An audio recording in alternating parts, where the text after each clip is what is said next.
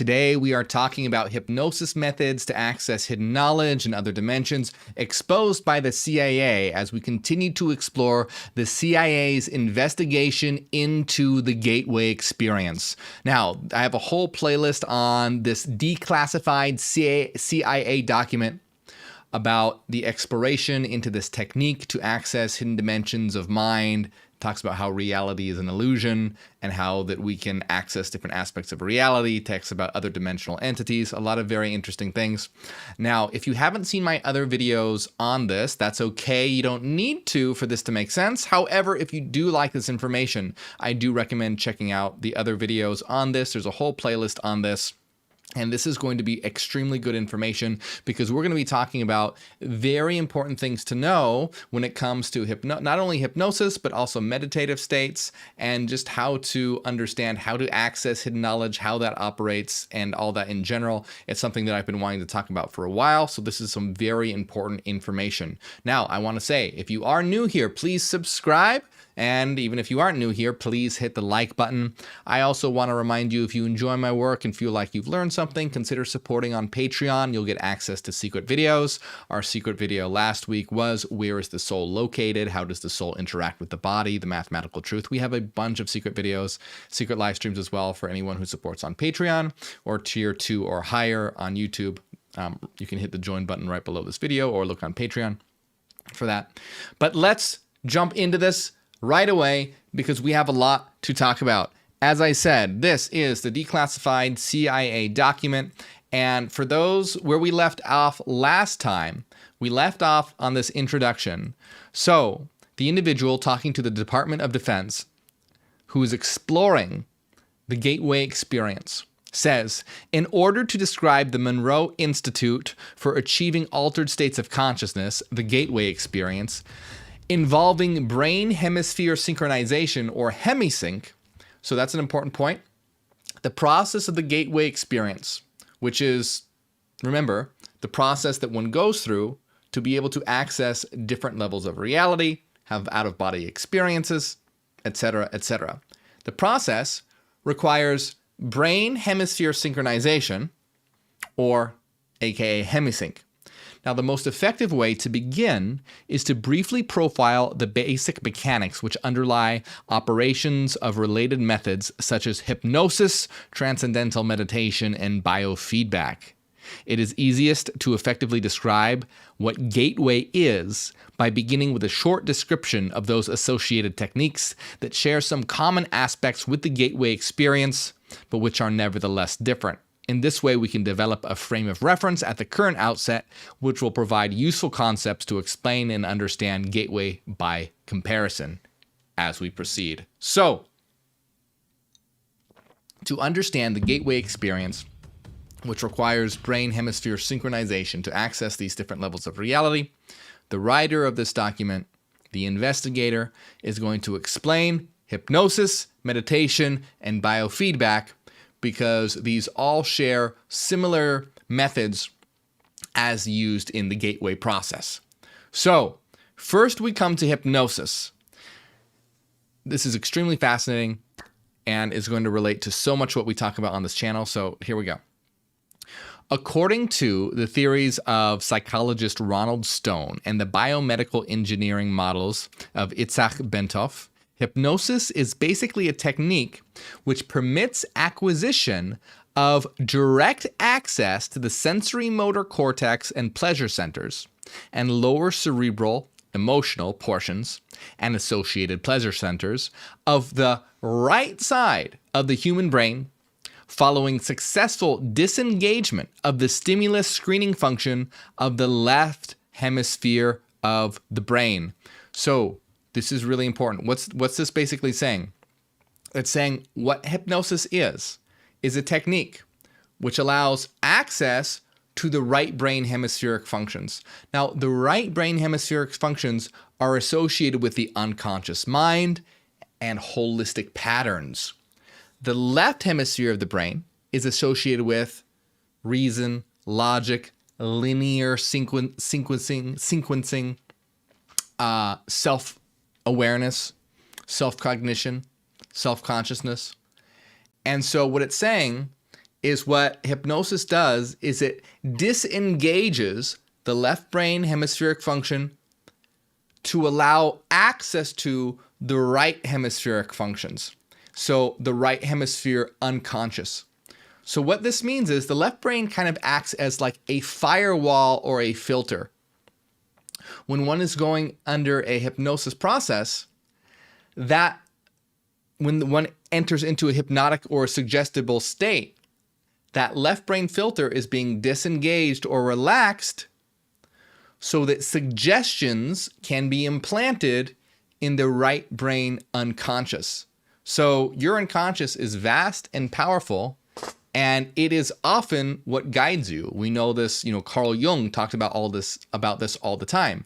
And this is why Carl Jung stressed it's so important to understand your unconscious and integrate your unconscious, because as he said, it will direct your life and you will call it fate, meaning the unconscious process of your mind run in the background and direct your life, but you don't know it. And you just continue on during your day-to-day activities, unknowingly directed by your unconscious mind.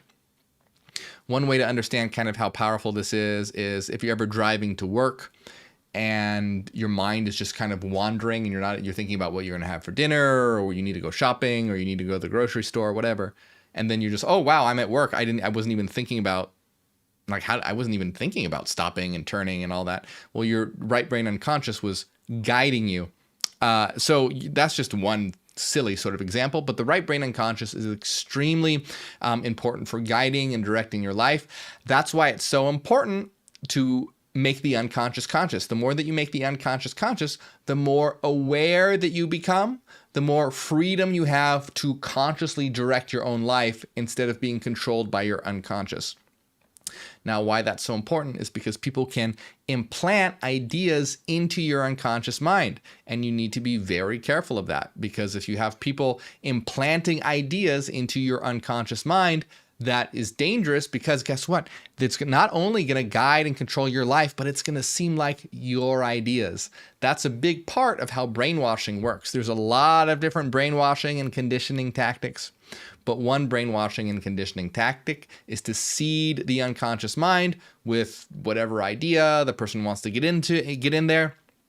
And then that seed of an idea will grow and grow and grow, and it'll seem like your idea. This is like how hateful ideologies spread. You just plant a little seed of hate and it grows and spreads and takes over the mind and takes over the person. This is how people become radicalized in ideologies and things like this. So this is extremely important to be able to be conscious of this, guide your mind, and always be looking out for people trying to use these conditioning tactics on you, use these brainwashing tactics on you.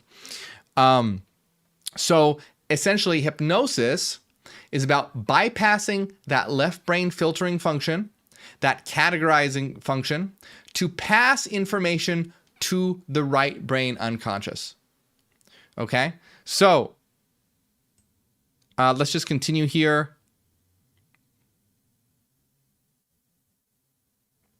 The left hemisphere of the brain is self-cognitive, has to do with self-awareness, self-consciousness, verbal, and linear reasoning. The linear reasoning component of the mind. So self-awareness, verbal, and linear reasoning. It fulfills the function of screening, acting as a firewall, incoming stimuli by categorizing, assessing, and assigning meaning prior to allowing passage to the right hemisphere of the mind. So that's what your left brain is doing. It's screening incoming information, it's categorizing it, assessing it, assigning information to it, and then it will allow passage to the right hemisphere unconscious. And the right hemisphere, which functions as the non-critical, holistic, non-verbal, and pattern-oriented component of the brain, appears to accept what the left hemisphere passes to it without question. So that's the thing that one has to watch out for. The left brain is about analyzing, categorizing, filtering, and then, all right, it's like the gatekeeper. All right, if it will allow passage. But when one is in a hypnotic state, a suggestible state, that gatekeeper is gone. Or you could say that gatekeeper is sleeping and information just passes through. you have to be very, very careful and this is what's really nefarious about like a lot of religious organizations and stuff. You can be put in a hypnotic state when you're like singing praise songs and things like this. Like things like this can really put one in a very hypnotic, suggestible state. That's where, in like kind of the archetypal example is sitting in a circle and the beating of the drums and just kind of like zoning out to the beating of the, it's putting one in a very, hypnotic state. So a lot of religions just kind of like imbued within the system itself has these suggestible states that it can put people in. So while the left brain is like categorizing and functioning and linear processing, the right hemisphere is holistic, which means wholes, entireties. It's not critical. It's just taking the information in, and it's not about. It's about symbols. The right brain doesn't really communicate in terms of like words or language, but symbolism. That's why your dreams, when you have dreams, they're full of rich symbolism, because that's a world generated by your unconscious mind. Excuse me, I still have a little bit of a cold. So, like it says, it just sort of accepts what the left passes to it without question. Consequently, if the left hemisphere can be distracted either through boredom or through reduction to soporific semi-sleep state, external stimuli to include hypnotic suggestions are allowed to pass unchallenged into the right hemisphere, where they are accepted and acted upon directly. So once again, what it is saying that if the left hemisphere is distracted, and he lists boredom as one example, you're kind of just zoning out, whatever, you're entering into that suggestible state.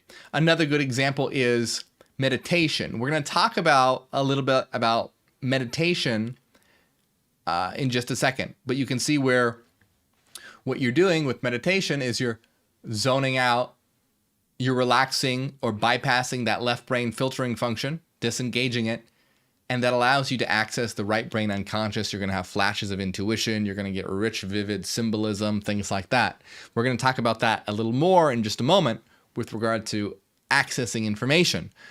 But right now with hypnosis, it's not so much about accessing information, but rather implanting information. So you see the difference, whereas in meditative states, you're accessing information. Now we're talking about these hypnotic states where information is being implanted. You see, it's rather than gathering information, information is being placed in. So hypnotic suggestions pass unchallenged into the right hemisphere, where they are accepted and acted upon directly. The result may involve an emotional reaction originating in the lower cerebral region. Both the sensory and the motor cortices of the right cerebral portion of the brain contain a sequence of points known as the homunculus, which corresponds to points in the body. Stimulation of the corresponding area on the cortex causes intermediate response in the associated portions of the body. So, consequently, induction of the suggestion that the left leg is numb, if it reaches the right hemisphere unchallenged, and it is referred to the appropriate area of the sensory cortex, will result in the electrical reaction being generated that will induce the feeling of numbness. So they're saying if someone is in a hypnotic state, a suggestible state, and it is suggested that their left leg is numb, then if the right brain unconscious accepts that, the left brain will be, the left leg will induce the feeling, that feeling of numbness will be induced.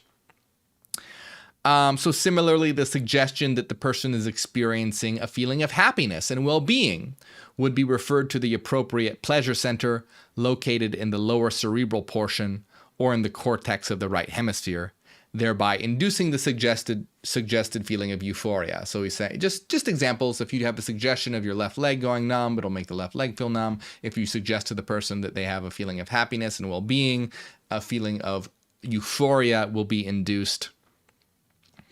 Finally, suggestions such as one that informs the hypnotic subject that he enjoys enhanced concentration or powers of memory would be responded to in the right hemisphere by accessing unused information storage capacity, normally held in reserve as a result of left hemisphere selection and control processes. This aspect will become significant in the context of the gateway process, when attention is given to examine the way that hypnosis may be used to accelerate progress in the early stages of the gateway experience. Okay, let's break this down. Let's talk about this. Let's talk about how you can understand this as being applicable to your life. So the next thing that they're going to talk about is transcendental meditation, and then they're going to go on to biofeedback. We'll see how much time we have here. I don't know how much time we have, but I want to talk about this with you. Okay, so we've seen a little bit about hypnosis work. So hypnosis is about bypassing that filtering and categorizing function to pass external information to the right brain unconscious. Now, notice this is the opposite of what we're doing when we are in a meditative state. So when we're in a meditative state, plugged into the source and accessing the frequency domain and the right brain unconscious, we're in that unconscious realm. What we're doing is we're gaining intuitive information. We're gaining intuitive information from the right brain unconscious associated function. So what's happening is that in hypnosis, where we're relaxing and disengaging the left brain filtering system, and something is being implanted into the right brain hemisphere. When we are doing meditation, what we are doing is we are relaxing that filtering system, that linear self-conscious system. We are relaxing and disengaging that egoic system to be able to access information within the unconscious. So you see the difference with meditative states. We're accessing information in the unconscious. We're not doing, someone is not implanting suggestions. We're accessing information in the unconscious and gaining that information through intuitive flashes and intuitive insights. But here's the problem. Here's something that I want to emphasize here, because this is what a lot of New Agers and mystics and whatnot do. They'll bypass the left brain hemisphere categorizing and analyzing and critical functions, gather intuitive flashes and information from the right brain unconscious, take it with them, and what did they do?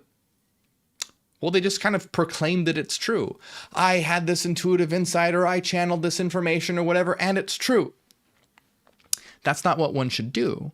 What one needs to do is after one gathers the right brain intuitive information, once one has gathered and harvested that information, one should then re-engage the left brain reasoning functions and examine that harvested information critically. So do you see, this is why so much insanity and crazy ideas get leaked into New Ageism and mysticism, is because they're disengaging the left brain functions to gather information and are not re-engaging the left brain systems to analyze that information critically. That is what has to occur, because you want the right brain and left brain acting together in the ways that they do, so such that it is a complementary fashion. So we want to be able to disengage left brain hemispheric functions to access that right brain intuition. But once we get that information, we don't want to stop there and be done with it, because the right brain the right brain is just, it's the chaotic waters of the unconscious. It communicates through symbolism. It communicates through metaphors. The information that you get there must be analyzed critically and assessed and integrated in a way that is rational. So, and that's the part that a lot of New Agers and mystics skip. And that's why there's a lot of interesting ideas in New Age and mysticism, like, oh, reality is an illusion and it's formed by frequency and that we're eternal. But then there's a ton of crazy ideas as well that just go way off the charts. You start talking about like timeline hopping and I don't know, just a lot of really crazy ideas that I don't have time to get into right now. but I'm sure you've seen them and heard them. There's just a lot of craziness there. And that's because that the left brain was disengaged, the right brain was accessed, but the left brain functions, the reasoning functions, were not engaged. We need a symbiotic relationship between reason and intuition. They must be working together here. Now, so we get information from the frequency domain by bypassing the left brain functions. We get that unconscious. We gather the information, but after we gather that information, we need to organize it, examine it, and filter it with the left brain functions. And so New Agers, mystics, they don't do this in general. It's a lot of chaotic information, not organized correctly or filtered correctly. Now, in the opposite case, think about atheistic materialists, like scientific materialists who believe that reality is just matter and material only. What they're doing is they're rarely disengaging the left brain filter to access that holistic information. We need to be doing both. We need to be accessing the information, but then organizing it according to reason. Now,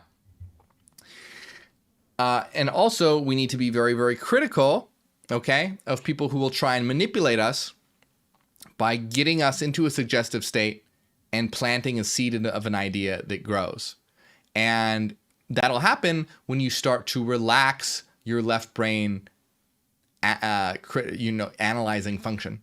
Once you start to relax that, and there's a lot of different ways that can become relaxed. You want to make sure you don't want to relax that when you're trying to analyze. You want to be very careful about what information you allow, what you allow that gatekeeper to pass through to be integrated in your unconscious. You want to be on the lookout. You want to be very, very careful. And there's a lot of ways that you can let that, you want to always be able to think for yourself, not just believe something because a lot of people believe it or because you hear the same information over and over or whatever. You want to always be critical and think, is this information I really want to let through to my right brain unconscious? Is it really what I want to do? But anyway, I want to talk about when you are in these deep states, okay? So say you are you're going into a meditative state. You're relaxing your left brain hemispheric functions and you're entering into that state. And then you are in that very holistic right brain state. You're having intuitive flashes, you're connected to the right brain unconscious. Well, guess what you can do now? Because in that meditative state, it's about accessing information. But now you can use the power of implanting information as well to implant information yourself in your own unconscious. And this can be about a goal that you want to achieve. So in our system, we talk about void states or teleological meditation. And in void states or teleological meditation, it's like regular meditation, except you also, in addition to access information, implant a goal for yourself that you want to achieve. So whatever that goal may be, you implant that in your right brain unconscious to achieve. And also the goal of that we all share together, that goal of creating a better world, of improving the quality of life for the individual and the collective, so that we are all united on the same goal of creating a better world for yourself and everyone. And also that you are implanting a goal for creating a better life for yourself by selecting that goal that you want to achieve. And that can be any kind of goal that you want.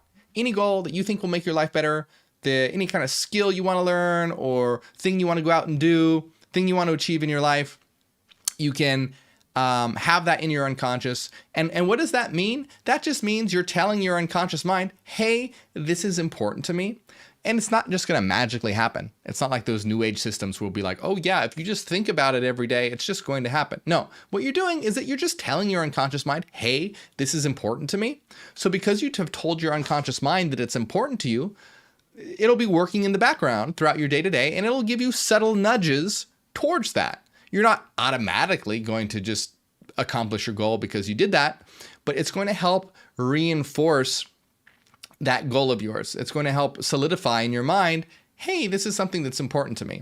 So when you have a teleological meditation, which is a goal-oriented meditation, it's just like a regular meditation where you're accessing information, but then you also put that goal in for yourself that you want to achieve to make your life better. So let's see here. Let's see how much time we have. Let's talk a little bit. Let's see if we have some time to talk about biofeedback. Let's talk about biofeedback real quick. So in biofeedback, I'm going to skip over the part on transcendental meditation, just because we talked a lot about meditation already. And then they have these nice diagrams of the brain and all the different sections that they were talking about, if anyone wants to look at those. So biofeedback, the third consciousness altering methodology, which will be briefly described as biofeedback. Biofeedback is somewhat unique in that it actually employs the self-cognitive powers of the left hemisphere to gain access to such areas of the right brain as the lower cerebral motor and sensory cortices to assorted pain or pleasure centers.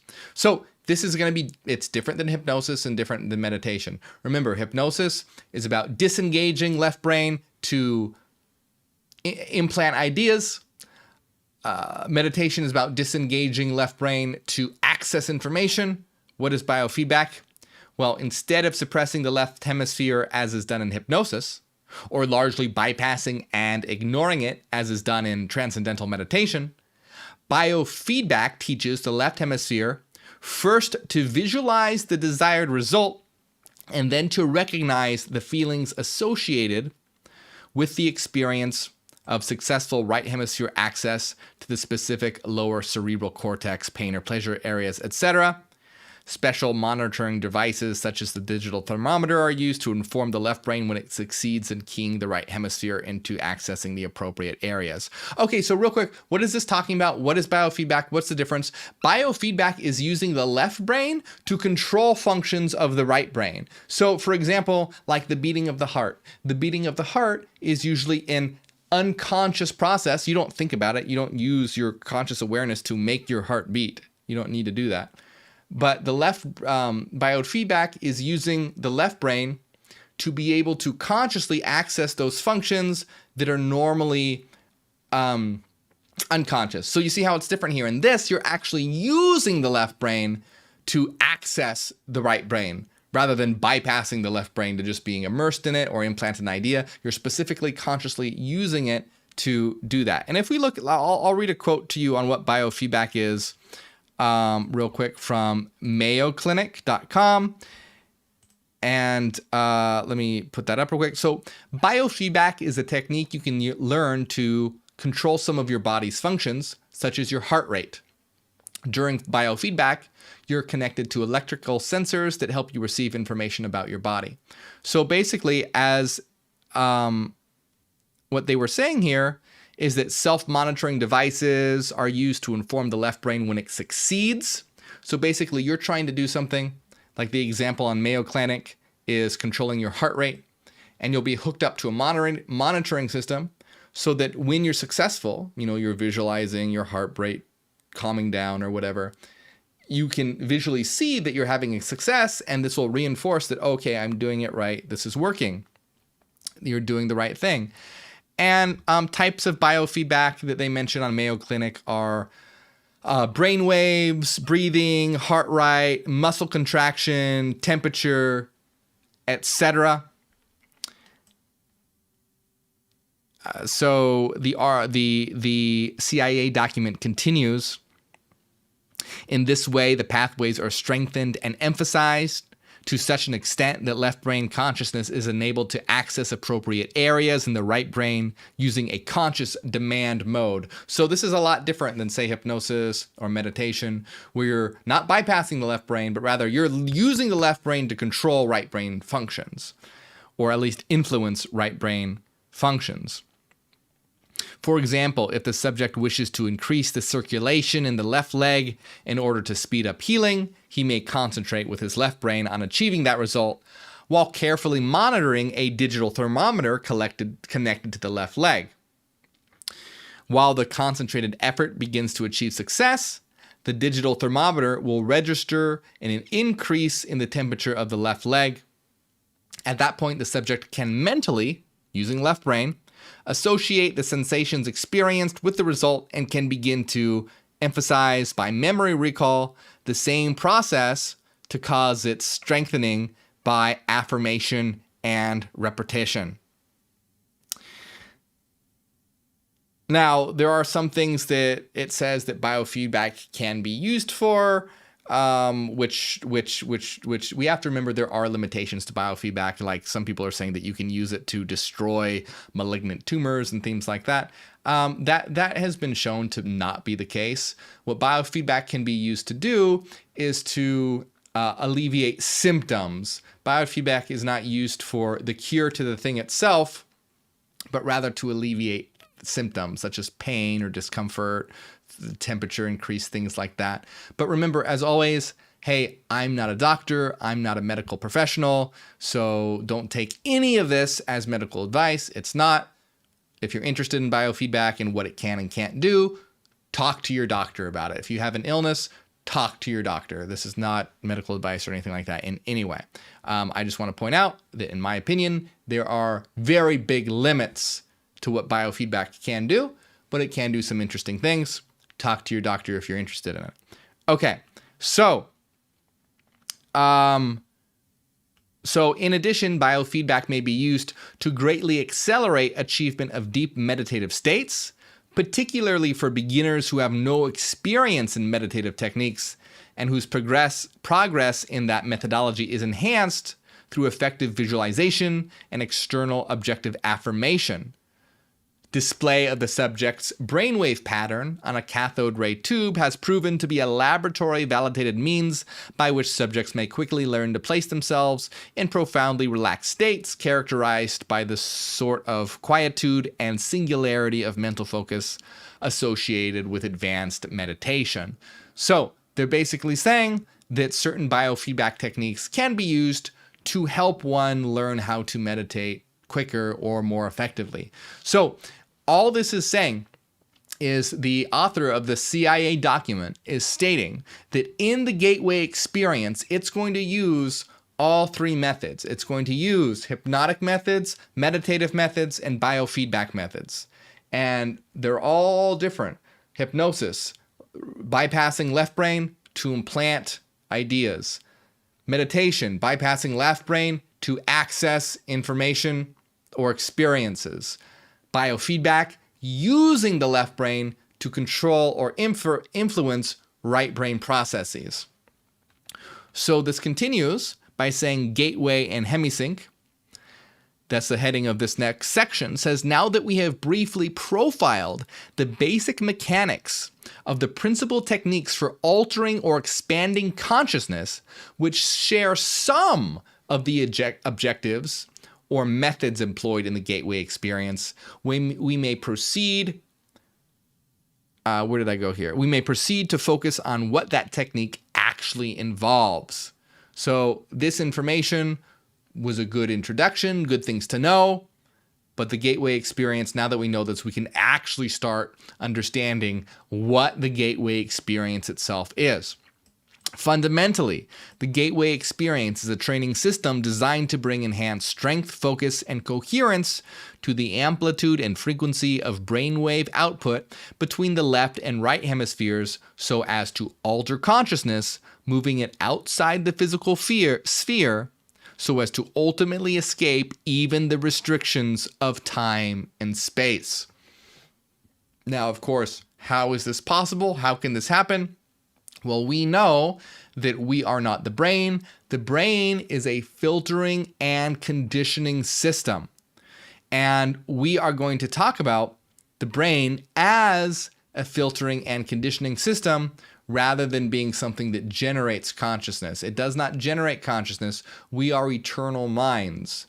And brains are not something that create consciousness or create minds. Brains are a system that are a conditioning and filtering system that allows us to have access to different aspects of reality. So the participant then gains access to various levels of intuitive knowledge which the universe offers. What differentiates the gateway experience from forms of meditation is its use of the hemisync technique, which is defined in a monograph by Monroe Institute trainer Melissa Yeager as, quote, a state of consciousness defined when the EEG patterns of both hemispheres are simultaneously equal in amplitude and frequency. Although the hemisync seems to be rather rare and of only short duration in ordinary human consciousness, Melissa Yeager states that, quote, audio techniques developed by Bob Monroe can induce and sustain hemisync with the Institute's basic Focus 3 tapes, quote. She also notes that, quote, studies conducted by Elmer and Alice Green at the Menninger Foundation have shown that a subject with 20 years of training in Zen meditation could consistently establish hemisync at will, sustaining it for over 15 minutes. Dr. Stuart Twemlow, a psychiatrist and a research associate of the Monroe Institute, reports that, quote, in our studies of the effect of the Monroe tape systems on brainwaves, we have found that tapes encourage the focusing of brain energy. It can be measured as with a light bulb in watts, into a narrower and narrower frequency band. This focusing of energy is not unlike the yoga concept of one-pointedness, which we may translate in Western terms as single-mindedness. Dr. Twemlow goes on to observe that as the individual gets into the tapes beyond Focus 3, there is a gradual increase in brainwave size, which is a measure of brain energy or power. So, essentially what they're saying is that now that we have understood the different ways that the brain hemispheres operates, we can finally begin to talk about the gateway experience itself, which involves all the different techniques that we have talked about, ultimately to engage a synchronization of the right and left hemisphere functions of the brain in order to induce an altered state of consciousness, which allows one to leave the space-time domain, allows one's conscious mind to leave the space-time domain, and in that space then access different domains, what they would call different dimensions, where there might be different entities, have out-of-body experiences, etc. So, at this point in the document, we've laid out some of the foundational principles for understanding what the gateway experience is. Now we can finally begin exploring the gateway experience itself, how the brain acts as a filtering mechanism, how to transcend that filtering mechanism, and what existence is like beyond the space-time domain. So that's exactly what we're going to be talking about next time. So make sure that you're liked and subscribed. Check out the playlist. There's going to be a lot of videos on this if you want to know more about this information. And as always, if you enjoy my work, feel like you've gotten something from it, consider supporting on Patreon and you'll get access to secret videos. Our secret video this week was, where is the soul located? How can the soul interact with the body? The mathematical truth. So you can support on Patreon to get access to that. And joining on YouTube also helps out a lot. You can tap that right below this video. I want to give a big shout out to everyone who does support on Patreon, especially Renaissance Fairy, Cassidy, Angela, Maria, Joel Swindler, Fairies of Venus, and Fashida, and everyone else. Thank you very much.